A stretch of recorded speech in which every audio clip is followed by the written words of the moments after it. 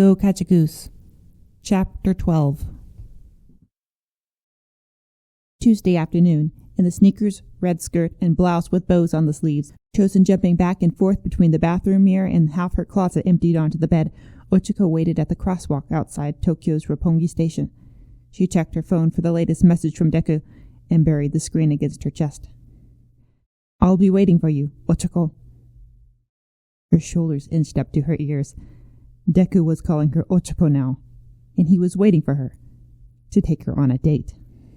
Today wasn't a, "Hey, since we happen to meet at Volunteer Day, I'd love to try the shop with tea and cheesecake," or a, "Really, you have how many extra tickets to the Hero pop-up exhibit?" And certainly not, "Well, Gunhead's team is in the same area for event security, so dinner for two isn't weird. We're just friends." No. This time, Ochiko and Deku were most definitely going on a real date. The signal beeped green, and Ochiko was off as if the pavement pushed her feet, a muted giggle bubbling in her chest.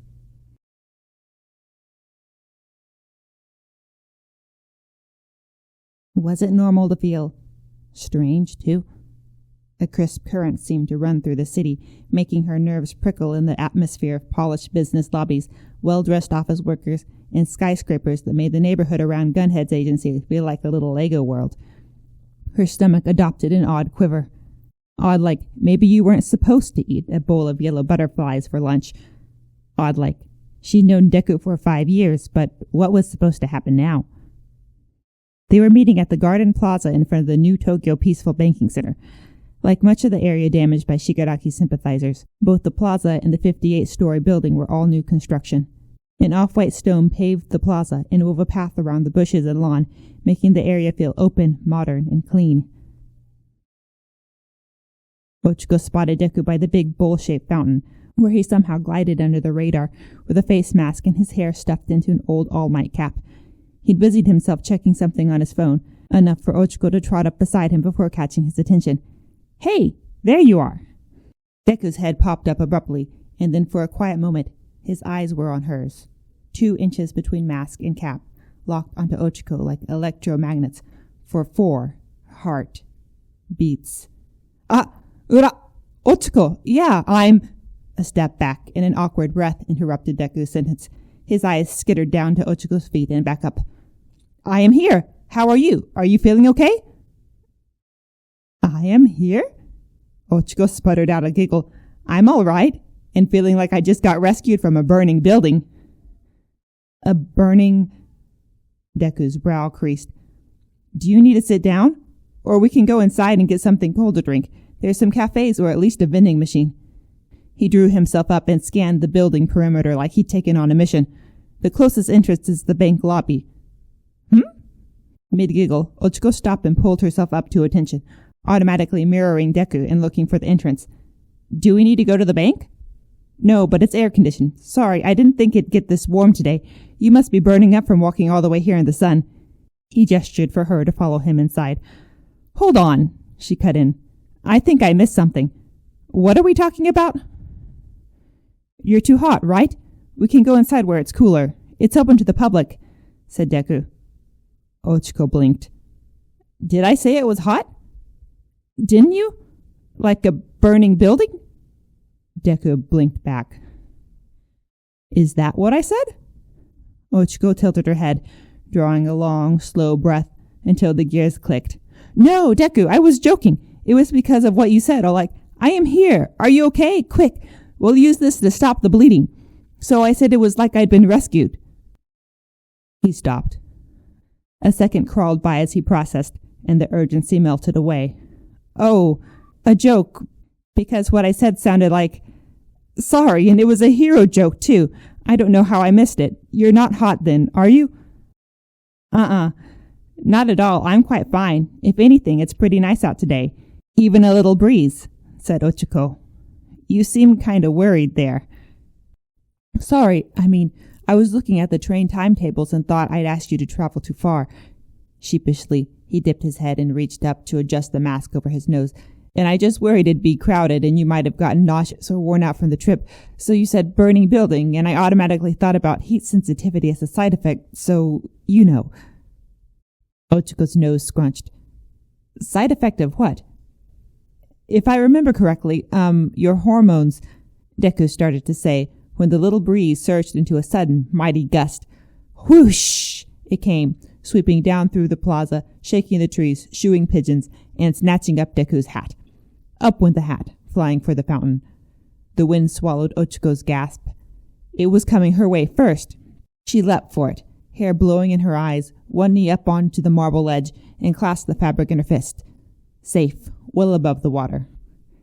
The next instant, another hand closed on top of her own.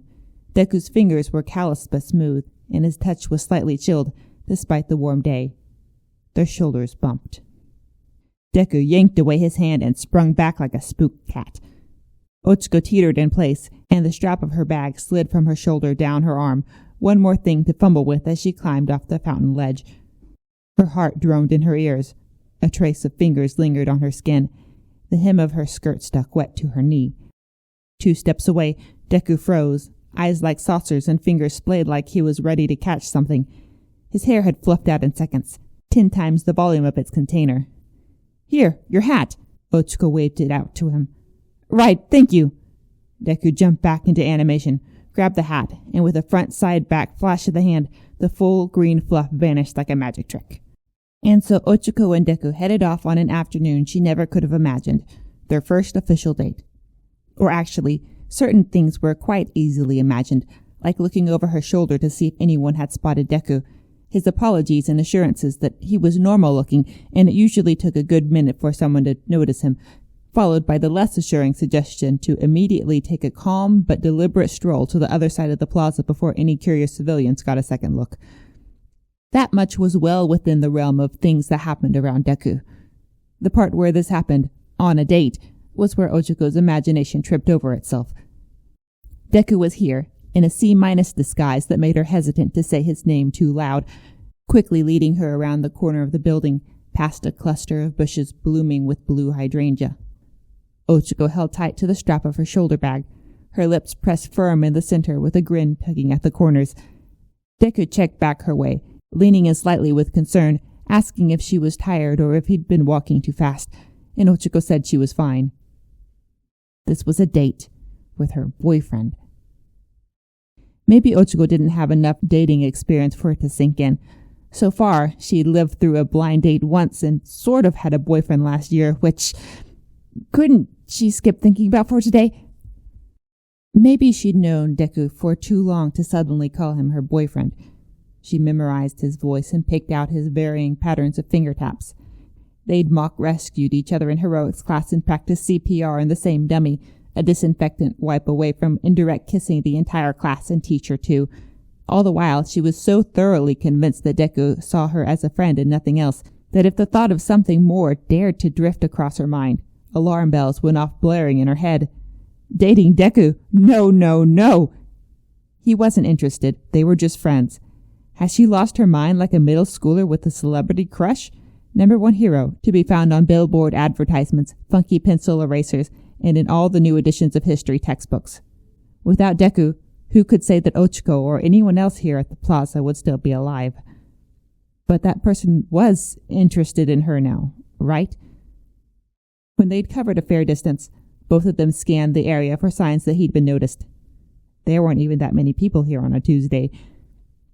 I think we'll be fine, Deku said. You think so? I'm pretty sure. It happens all the time. Ochiko nodded to herself.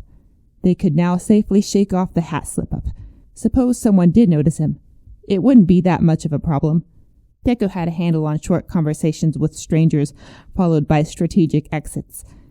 No big deal, Ochiko thought, and exhaled. The next second, something moved in the corner of her eye. A buzzing noise approached, and Ochiko startled, snapping her head to see an innocent bee on its way to visit the flowers, like the insect was the paparazzi. No crisis here, just Ochiko and Deku on a date. Their steps gradually slowed and pattered into a rhythm suited for a stroll around the park. Ochiko's heart settled down too, at least halfway, as she redirected her attention to the world out and around her. A dose of goofy bubbles fizzed again in her chest, as if it had ever gone away. Now that she looked, Deku had picked a wonderful place to meet. It was more of a yard for the peaceful banking center than a recreational park, but the little path around the lawn and the flower beds overflowing with color were perfect additions in the middle of the city. The weather was lovely, too. A shower a few hours ago had cooled the air, and the sun had peeked out past the clouds and painted their path in bands of light and shade. She caught Deku looking towards her on and off. The weight of his eyes made her feel like the bubbles were trying to bubble out, so she'd glance back, and he would look at something else and fiddle with his mask. Meanwhile, Ochako had not let go of her bag, both hands attached to the strap where the purse bounced at her hip, and they walked and chatted about nothing, like they could see All Might Tower from here. What a surprise that Deku didn't ask her to meet him there, or that Deku often passed through the garden area on his way to meetings, and a few little kids were almost always here with their moms, like the 4 boys right over there, playing tag on the grass. He really did like to play with kids when he had the chance. And for some reason, Ochako had that weird feeling again. The quiver in her stomach gained a bit of a grip on her ribs, and the weirdness somehow stuffed into the same space as a million bubbles. The feeling was more than disbelief that they were dating. Was she missing something? Ochako hadn't had a chance to really think about this, and something else was there, or wasn't there where it should be, and she couldn't place what it was, but it felt important. You know, Deku said, and Ochako looked towards him. Their eyes clicked, and Deku stiffened, glanced away, and adjusted the mask up his nose. Ochako prompted. He turned back to her. I was just thinking you look really pretty today.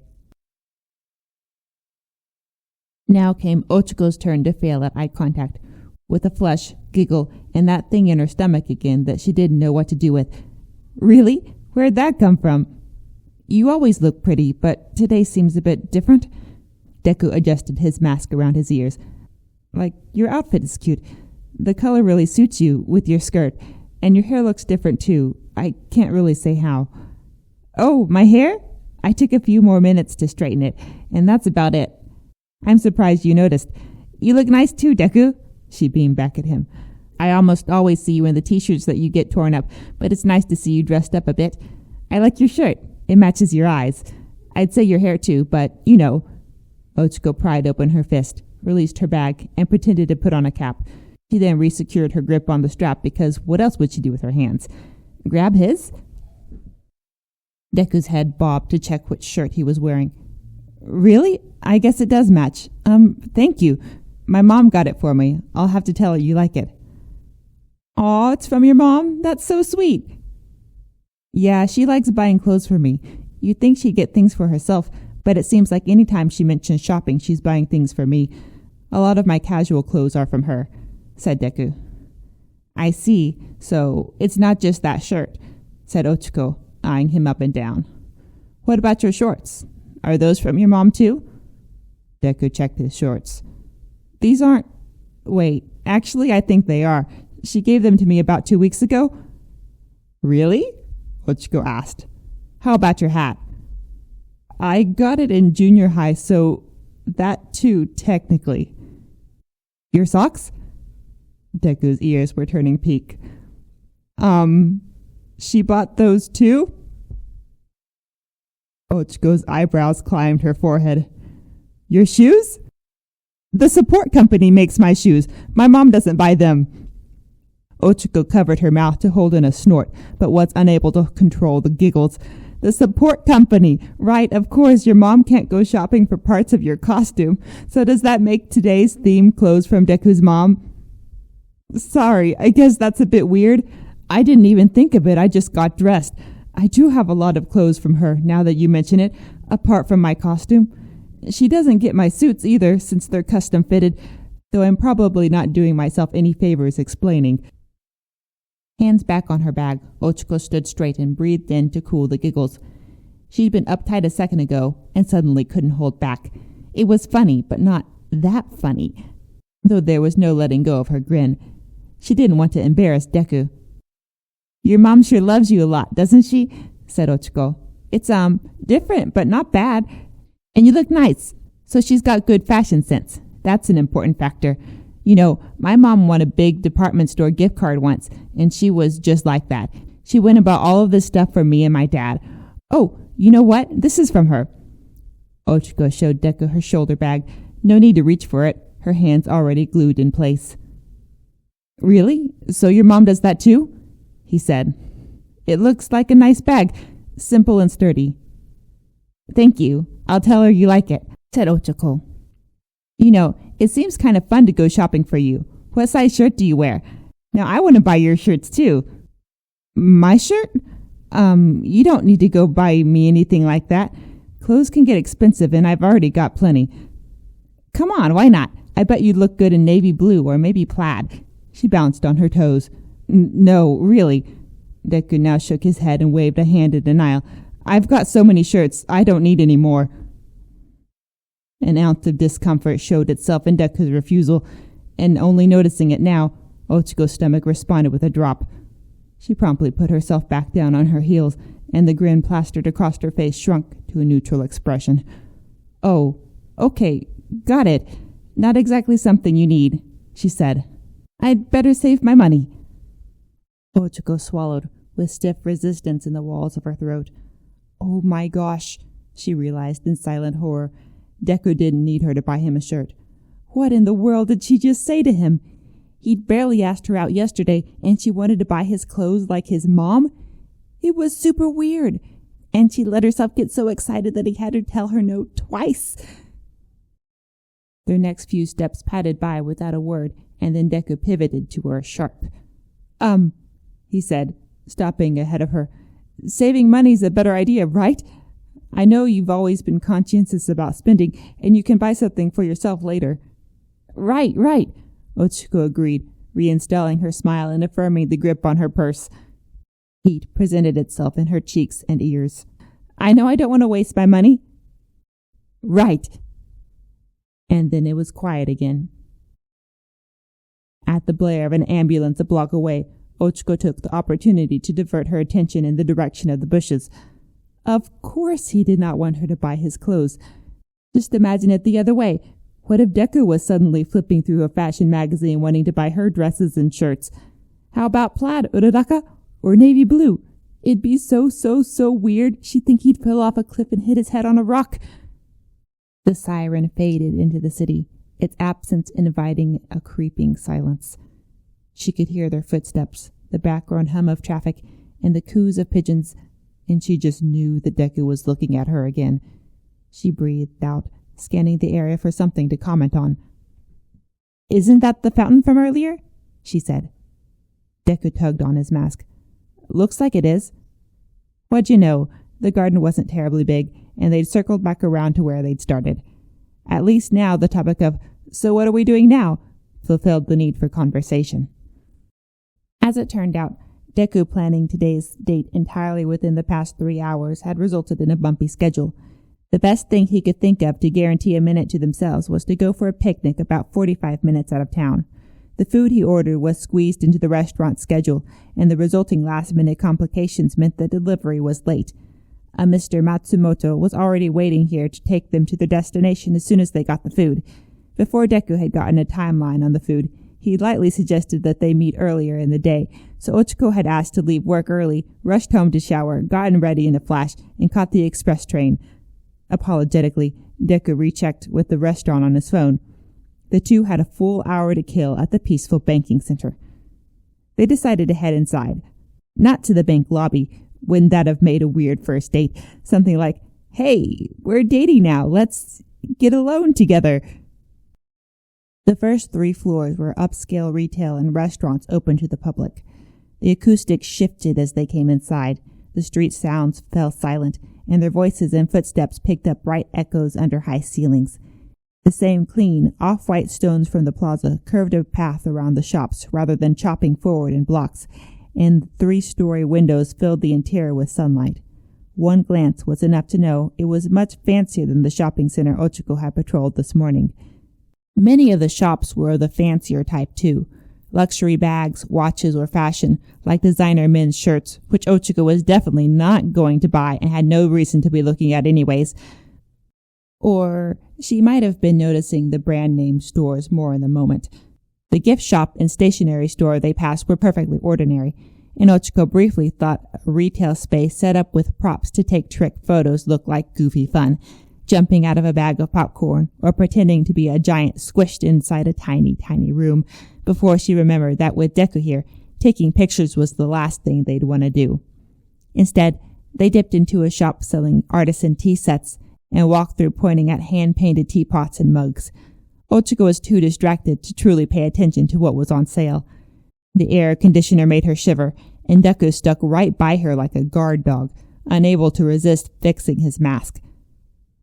When it had been quiet for a minute, he asked, "Are you getting tired, Ochiko?" Her chest tightened. There was that weird feeling again. A hint of tension hung in Deku's sentence, something unnatural in how he used her first name. A second passed before she remembered he'd asked a question. No, I'm feeling fine," she answered quickly. "We've been walking around for a while, so we could sit down and get something to drink." Whether he wanted a break himself or her denial was unconvincing, they found their way to the food court to kill time. To be honest, Ochiko hadn't slept much after Deku called last night, and wisps of drowsiness hovered like peach fuzz around her temples. Maybe that was why she felt kind of weird, being sleepy and excited at the same time. But when she suggested coffee, she learned that Deku had been reading bad things on the internet about caffeine, so they visited a smoothie bar instead. "Are you taking a multivitamin?" Deku half whispered to her as they looked at the menu. "No? Should I be?"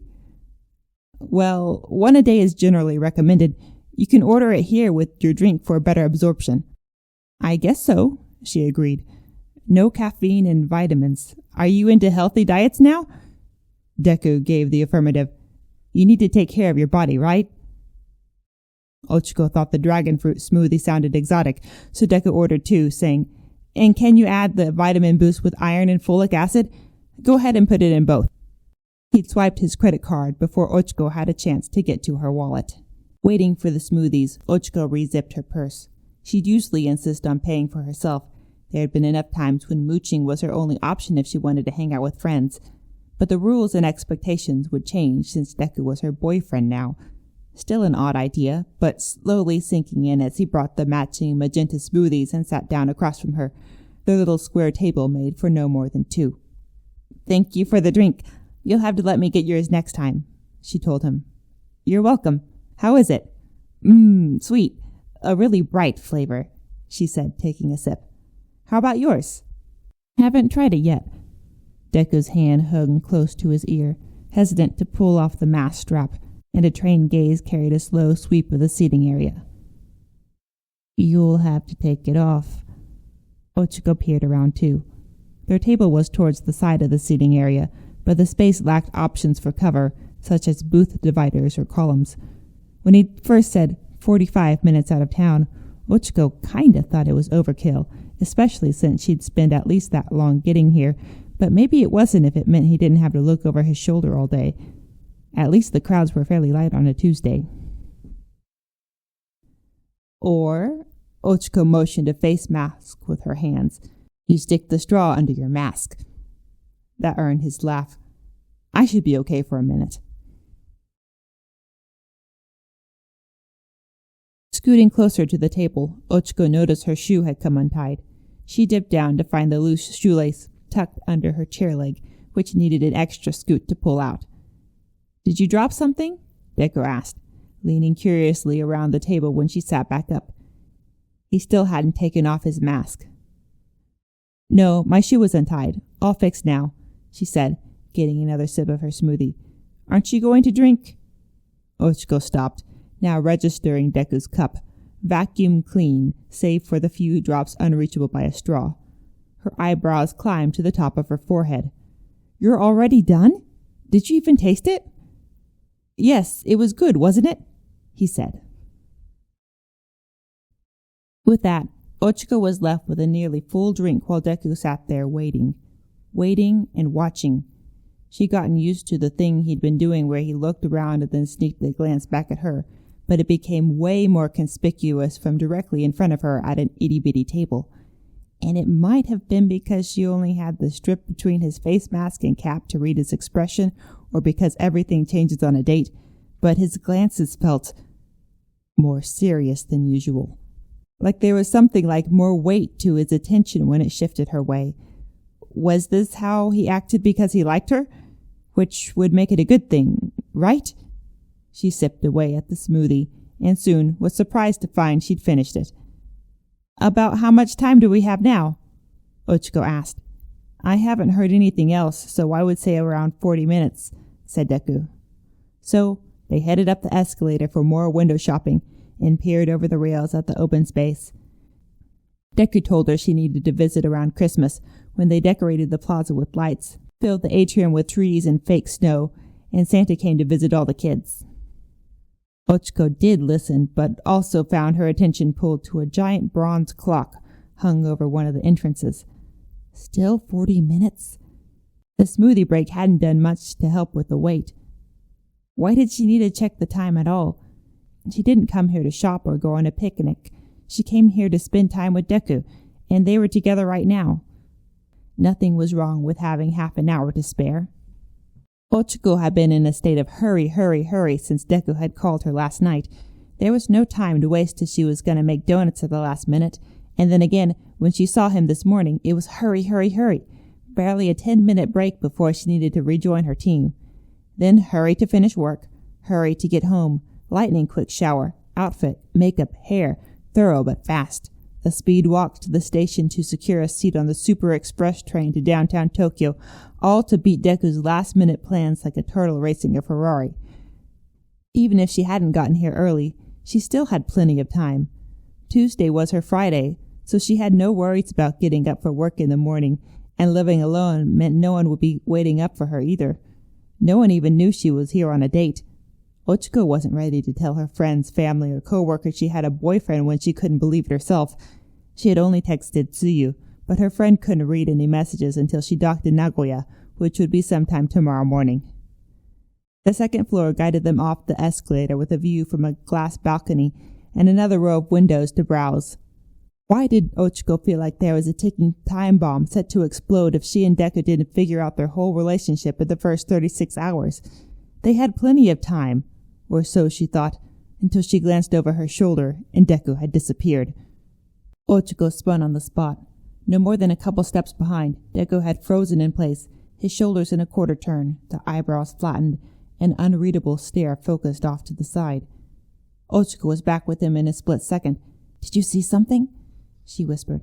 Is someone following us? Deku startled like she snapped him out of a semi-trance and gave a half-voiced laugh. No, there's nothing, he said a little too quickly.